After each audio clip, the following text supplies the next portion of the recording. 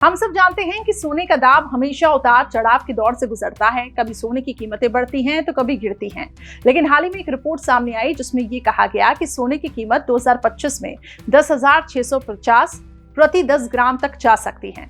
जी हाँ, आप सही सुन रहे हैं, यानी आने वाले कुछ वक्त में सोने का दाम अब तक के सबसे ऊंचे रिकॉर्ड तक पहुंचेगा। तो आइए जानते हैं ऐसा क्यों।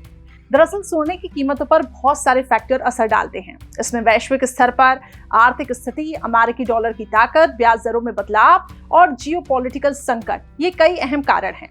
साल 2025 में सोने में निवेश पर निवेशकों को बम्पर रिटर्न भी मिल सकता है। वैश्विक तनाव और ग्लोबल आर्थिक अनिश्चितताओं के बीच नए साल में सोना 90,000 रुपए प्रति 10 ग्राम के ऑल टाइम हाई को छू लेगा। आपको बता दें कि कमोडिटी मार्केट के एक्सपर्ट्स ने बताया कि 2024 के समान 2025 में भी सोने के दाम तेजी से बढ़ सकते हैं और ग्लोबल टेंशन और सेंट्रल बैंकों की ओर से लगातार की जा रही सोने की खरीदारी के चलते नए ऐतिहासिक हाई को छू रहा है। ये 2025 तक सोने के दाम 10,650 रुपए प्रति 10 ग्राम बढ़ने का अनुमान है और ये एक अलग गणना है जो अलग अलग विशेषज्ञ और रिपोर्ट्स पर आधारित है और इसके पीछे कई कारण हैं। एक तो दुनिया भर में बढ़ती महंगाई के कारण लोग अपनी संपत्ति को बेचने में लगे हैं और सोने में निवेश करते हैं। इसके साथ ही डिजिटल गोल्ड और गोल्ड ETFs, ये नई विशेष निवेश योजनाएं हैं, सोने की डिमांड को बढ़ा सकती हैं।